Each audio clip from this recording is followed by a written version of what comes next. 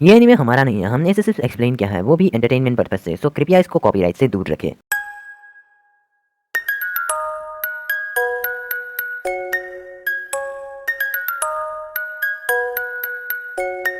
तो पिछले एपिसोड में हमने देखा कि रामन खाने के बाद नारुतो को सारे पैसे चुकाने पड़ते हैं, इसलिए वो बहुत ज़्यादा गुस्सा हो जाता है। फिर जिरासन से उसे जंगल में ले जाकर एक खाई में धकेल देते हैं। वो उस गहरी खाई से ऊपर से नीचे गिर ही रहा होता है, तभी वो अचानक एक अलग सी जगह पे पहुंच जाता है जिसे उससे बड़ी बड़ी लाल आंखें घूर रही होती है। फिर हमें पता चलता है कि वो बड़ा सा राक्षस असली में नाइन टेल फॉक्स है, जिससे नारुतो अपना उसका चाकरा मांगता है, तो वो नाइन टेल फॉक्स भी उसे अपना चाकरा दे देता है। फिर एंड मोमेंट पे नारुतो अपने चाकरा को यूज करके उस बड़े से फ्रॉक को समन करके बच जाता है, और आखिर में हम देखते हैं कि नारुतो उस फ्रॉक का मास्टर यानी चीप टोट का मास्टर बन जाता है। अब आगे तो एपिसोड की स्टार्टिंग में नारुतो बेहोशी की हालत में हॉस्पिटल में लेटा हुआ होता है और उसके बगल में शिकमारू बैठा हुआ होता है। फाइनली नारुतो जाग जाता है और शिकमारू बोलता है, आखिरकार तुम्हें फाइनली होश आ गया नारुतो। जिसमें नारुतो पूछता है, मैं कहाँ हूँ, ये कौन सी जगह है? तो शिकमारू बोलता है, ये हॉस्पिटल है, डॉक्टर ने कहा तुम 3 दिनों से लगातार बेहोश थे। जिसमें नारुतो बोलता है, क्या 3 दिन? क्या लगातार 3 दिन? ये कहकर वो अचानक से बिस्तर के ऊपर खड़ा हो जाता है और शिकमारू को चिल्लाकर बोलता है, शिकमारू फाइनल एग्जाम कब होने वाला है? शिकमारू बोलता है, फाइनल एग्जाम वो कल होने वाला है। नारुतो बोलता है, क्या कहा कल? शिकमारू तुमने मुझे पहले क्यों नहीं जगाया? और थरकी सानिन कहाँ है? उसे मुझे ट्रेनिंग देना था। जिसमें शिकमारू बोलता है, शांत हो जाओ नारुतो, मुझे नहीं पता तुम्हारी दिक्कत क्या है और तुम किसके बारे में बात कर रहे हो। उसके बाद नारुतो पागलों की तरह अपने कपड़ों को ढूंढने में लग जाता है ताकि वो फिर से वापस ट्रेनिंग करने के लिए जा सके। तो शिकमारू उसे समझाता है कि देखो नारुतो, तुम्हें ज्यादा मेहनत करने की जरूरत नहीं, कल एग्जाम बस शुरू होने जा रहा है, इसलिए आज तुम्हें आराम करना चाहिए। उसकी बातें सुनकर नारुतो थोड़ा शांत हो जाता है। उसी वक्त हमें पता चलता है कि नारुतो को बहुत जोर से भूख लगी है, लेकिन शिकमारू के पास पहले से ही फ्रूट्स हैं। तो बात दरअसल ये है कि छोजी कुछ उल्टा चीज़ा खाने की वजह से उसका पेट खराब हो गया और इसकी वजह से वो इस हॉस्पिटल में एडमिट है, और शिकमारू इन फ्रूट्स को छोजी से बचाकर नारुतो के लिए लाया है। छोजी की हालत के बारे में सुनकर नारुतो पेट पकड़कर हंसने लगता है। शिकमारू नारुतो को खाने के लिए एक सेब देता है, लेकिन नारुतो के मन में एक खुराफाती आइडिया आता है कि वो दोनों इन फ्रूट्स को छोजी के सामने ही खाएंगे, और शिकमारू को भी लगता है कि ऐसा करना सच में मजेदार रहेगा। और उसके बाद वो दोनों छोजी के पास जाते हैं। हॉस्पिटल के इस समय कोई भी डॉक्टर नर्स मौजूद नहीं है, क्योंकि दोपहर के इस समय लंच ब्रेक होता है, इसलिए सभी लोग बाहर लंच करने के लिए गए हैं। और उसी वक्त वहाँ पे गारा आ जाता है, वो सीधा ली के रूम तक पहुँच जाता है। गारा को वो सब बातें याद आ रही होती है जब प्रीलिमिनरी टेस्ट में वो जब ली को मारने जा रहा था तो काई सेंसे ने उसे बचा लिया। गारा अपने उस वक्त के अधूरे काम को पूरा करने आया है। वो अपनी सैंड को ली के गले के पास ले जाकर उसे दबोचकर मारने ही वाला होता है, तभी वहाँ पर नारुतो और शिकमारू पहुँच जाते हैं। शिकमारू अपनी शैडो पोजीशन जुत्सु से गारा को रोक लेता है, तो नारुतो से चिल्लाकर बोलता है, तुम यहाँ पर क्यों आए हो और तुम अभी ली के साथ क्या करने वाले थे? जिसमें गारा बोलता है, मैं उसे मारना चाहता हूँ।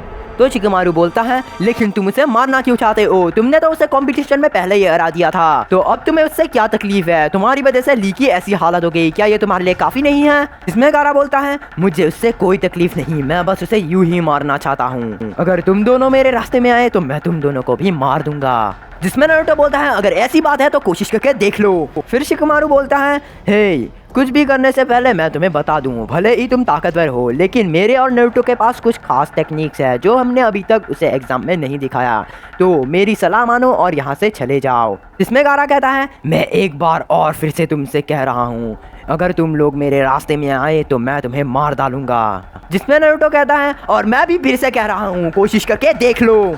जिसमें शिकमारू बोलता है, हे नारुतो थोड़ा शांत रहो, ये बंदा पागलों की तरह रहता है जैसे कोई राक्षस हो। जिसमें नारुतो कहता है, हाँ ये राक्षसों की तरह लड़ सकता है, लेकिन मैं एक सचमुच का राक्षस हूँ। जिसमें गारा कहता है, क्या तुमने अभी राक्षस कहा?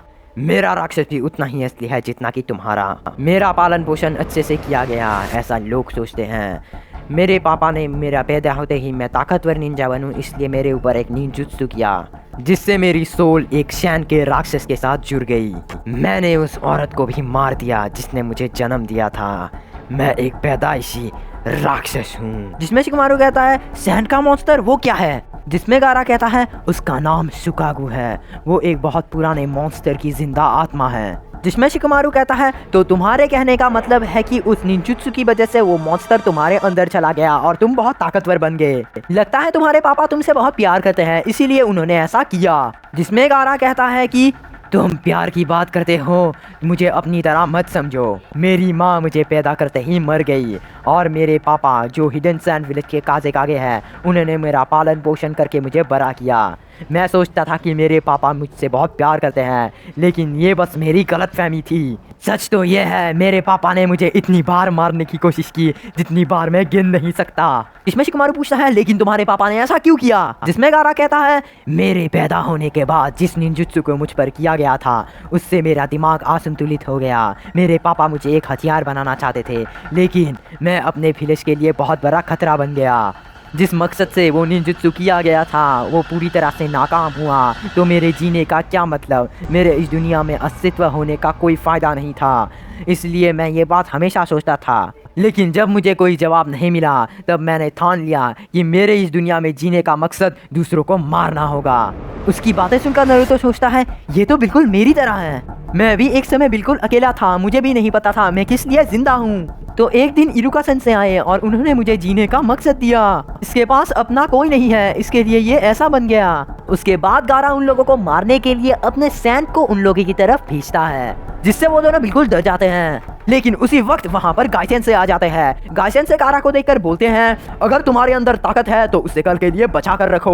उसके बाद गारा वहाँ से जाने लगता है, लेकिन दरवाजे के पास पहुँचकर वो बोलता है, मैं तुम सबको मार डालूंगा, बस थोड़ा सा इंतजार करो। ये बोलने के बाद वो वहाँ से चला जाता है। शाम होते ही नारुतो हॉस्पिटल से डिस्चार्ज हो जाता है। आज की रात बीतने के बाद कल का दिन उसके लिए बहुत ज्यादा इंपॉर्टेंट है, क्योंकि कल होने वाला है चुनिन एग्जाम का फाइनल टेस्ट। नारुतो अपने घर जाने से पहले रोमेन शॉप में जाता है, जिसमें वहाँ का शेफ उसे फ्री में रोमेन खाने के लिए देता है, क्योंकि कल नारुतो के लिए बहुत ज्यादा इंपॉर्टेंट दिन है। इसके बाद वो अपने घर की तरफ निकलता है। घर पहुंचकर वो सोने की पूरी कोशिश करता है, लेकिन ये उसके लिए बहुत ज्यादा मुश्किल है, क्योंकि विलेज के सबसे ताकतवर गेनी नेजी हुका के साथ कल उसकी फाइट है।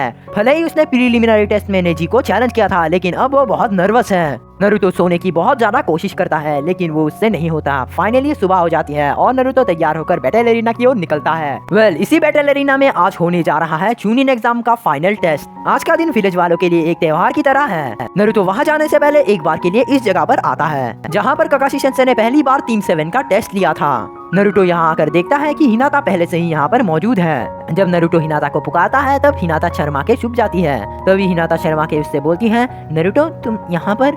जिसमें नारुतो कहता है, दरअसल काकाशी सेंसेई ने हमारा यहाँ पर टेस्ट लिया था, इसलिए मैं यहाँ पर आया था। वैसे हिनाता, नेजी तुम्हारा कजन है ना? क्या वो सच में बहुत ताकतवर है? इसमें हिनाता बोलती है, हाँ वो तो है, पर नारुतो मुझे लगता है तुम फिर भी जीत सकते हो। जिसमें नारुतो कहता है, क्या तुम्हें सच में लगता है? इसमें हिनाता बोलती है, नारुतो क्या तुम्हें वो वक्त याद है जब तुमने मुझे हौसला दिया था? तब मुझे ऐसा लगा कि मैं अचानक ताकतवर बन गई हूँ। ये सिर्फ बस तुम्हारी वजह से हुआ नारुतो। तुम देखना तुम ये मैच जरूर जीतोगे। जिसमें नारुतो बोलता है, तुम्हारा शुक्रिया हिनाता, वैसे मैं बहुत नर्वस फील कर रहा था, लेकिन तुमसे बात करने के बाद मुझे बहुत अच्छा लग रहा है। वैसे सच कहूँ तो मुझे तुम्हारे जैसे लोग बहुत पसंद हैं। ये कहने के बाद नारुतो वहाँ चला जाता है, लेकिन हिनाता सोचती है, उसने अभी कहा कि वो मुझे पसंद करता है। तभी अचानक से नारुतो को आतिशबाजी करने की आवाज सुनाई देती है। वो समझ जाता है कि वहाँ बैटल एरिना में टूर्नामेंट शुरू होने वाला है और वो अभी तक वहाँ पर नहीं पहुँचा, तो वहाँ पर पहुँचने के लिए वो बहुत तेजी से भागता है। पर फिर भी नारुतो बैटल एरिना से बहुत ज्यादा दूर होता है। जब वो वहाँ पर भाग रहा होता है तभी कोनोहामारू उसे देख लेता है। नारुतो कोनोहामारू को बोलता है कि वो बहुत जल्दी में है, लेकिन कोनोहामारू उसे वहाँ तक पहुँचने में मदद करना चाहता है।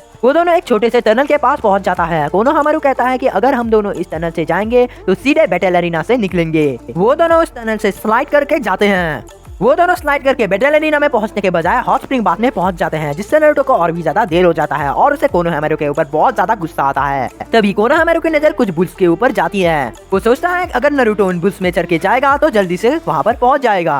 कोनोहामारू के बोलने पर वो उन बुल्स पर सर जाता है। तभी वो बुल आगे जाने के बजाय नारुतो को अपने ऊपर से नीचे गिरा देता है और यह करने के बाद वो नारुतो के शर्ट के पीछे लगे उस निशान को गुस्से से देखने लगता है और अपना पाँव जमीन पर रगड़ता है। उसे इस तरह से देखकर नारुतो डर के मारे भाग जाता है। वो बुल भी नारुतो को मारने के लिए उसके पीछे दौड़ने लगता है। उस बुल को ऐसे देखकर बाकी सारे बुल्स भी नारुतो का पीछा करने लगते हैं।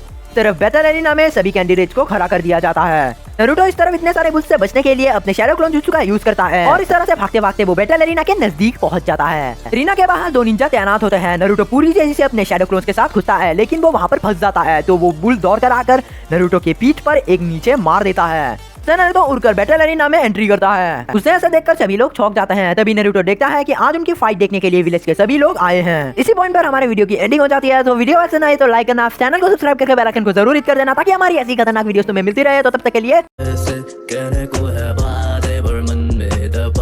चला आया कितने तूफाने, मैंने सोचा ही नहीं था मैं माजी में दफनाता आया हूँ।